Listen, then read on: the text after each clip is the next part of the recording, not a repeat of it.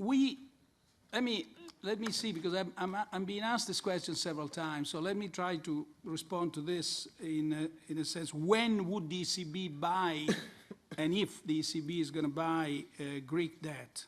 First of all, we have to see a successful conclusion.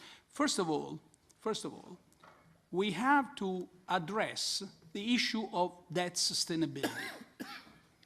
To reach a convincing assessment about debt sustainability, both the short-term and the medium-term measures that are being negotiated, the short-term are already in place, but the medium-term measures that are being negotiated with the member states will have to be in place so that a convincing assessment of the debt sustainability can be given. In other words, the review must be concluded, the second review. Once that is so, then the Governing Council, in full independence, will express its own assessment of debt sustainability, based also on risk management considerations. And at that point, we can talk about purchasing debt. So we can be close to that time if the conclusion of the second review comes quickly, or there can be some time before we can actually do that.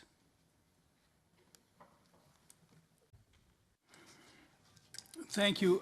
Unfortunately, I'm not, to the first question, I'm not, I don't know what is in the OECD report about this, and I can give you a written answer to your question, however. Yes? Please. I'm sorry? Yeah. A written answer as European Central Bank to your question about the OECD report. The point is, however, that there must be measures which will accelerate the absorption of unemployment. That is important. Now, what is the special shape of these measures is being discussed now in the negotiation for the conclusion of the second review. That is, and now I'm answering also the other question, in a sense, linked to that. I think significant progress has taken place in Greece. Many important changes have been introduced.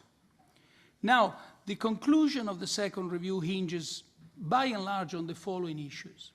First of all, it is believed that for a positive assessment of debt sustainability, there should be a medium-term primary surplus of 3.5%.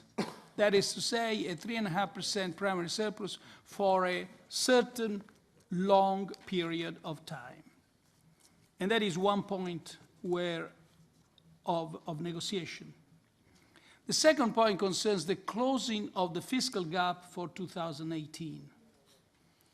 The third point concerns a certain set of structural reforms, one of which, and here I respond, is the labor market reform.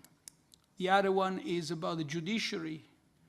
The third is about the energy. But I would add one, which here I answer about the role of the ECB as well, which we care a lot, which is the NPL handling, to give renewed strength to the banking system. And our role in general, I would say, in the Troika in the last 2 or 3 years has been sort of carved especially as far as the financial sector is concerned, which is viewed as closer to the institutional capacities of the ECB. Thank you.